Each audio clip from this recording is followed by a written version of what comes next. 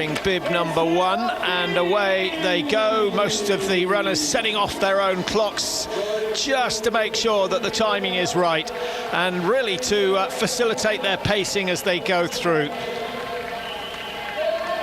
You may be able to do a little bit better than you've done before, but if you push too hard, too early, you will pay the price. And particularly today, as Paula said, with the strong winds they're expecting in Cannes, which will be straight in their faces, they need to save just that little bit more for the latter stages. Oh. Leading lady at the moment, number 99.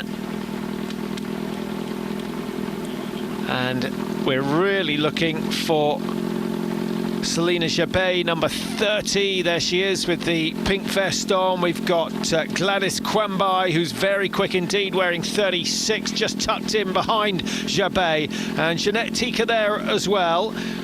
Stephanie Bess, which is not quick, 2011, the fastest time, just over 2 hours 8. So the wind certainly has paid a price. The leading women, 4 of them tucked in together. This is going to be a good battle as the race goes on. Jabet is there, Quambai's there, Tika's there, Shamutai also running well, number 34.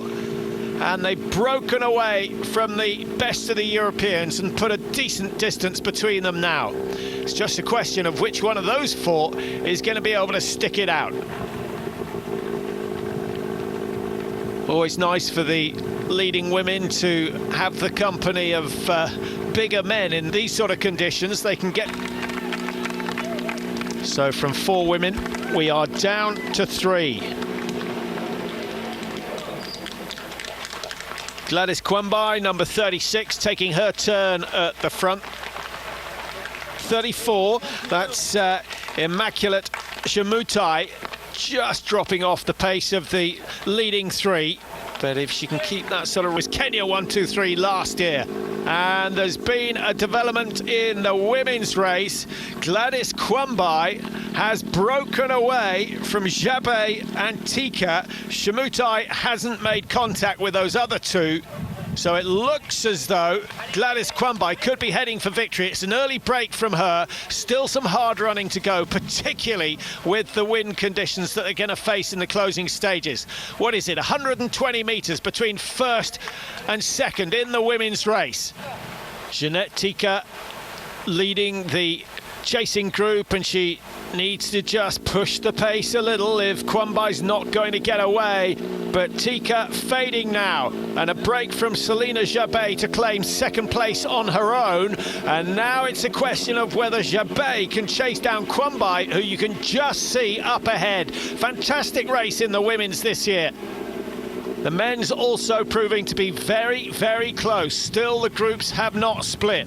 The leader of the women's race, Gladys Quambai, well, she's tucked in behind the perfect athlete, about 6'5", and a brilliant windshield. Will it be enough?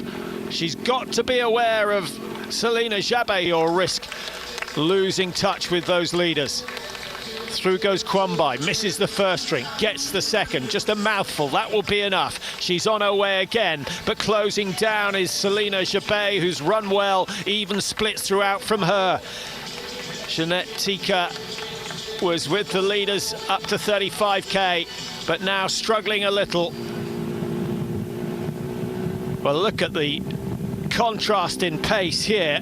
I know Selina Jabet is putting on a sprint. She wants to go past and make a decisive break, but she's done exceptionally well. She was 24 seconds down at one stage, and now she goes blasting past. Will we see a response from Gladys Quambai in the lime green vest? Just over 2 hours 13. The women's yet to be decided, but it does look as though Selina Jabet, who found herself some 24 seconds behind at 35k's, has pushed and pushed, and she's got herself a comfortable lead now. Tika has faded. Gladys Quambai, the woman who made the break, has also faded, number 36. But not so Selina Jabet, the 2002 10-kilometre gold medalist from the Commonwealth Games, notches up victory in the Nice-Cannes Marathon for 2013. Jeanette Tika is going to be second. 1:19.18 at the halfway stage. So that's a very good finish from her, not quite a negative split. 2:42.32, her finishing time. A long, long way off Paula Radcliffe's world record of 2 hours 15. And Gladys Quambai, well, she's hit the wall pretty hard today. Started fast, made a bold break at around 30 Ks, but by 35, she was going backwards. So let's have a look at the results for the women. Kenya getting the better of Ethiopia in the women's race, with Selina Jabay taking the win, 2:41.34. Tika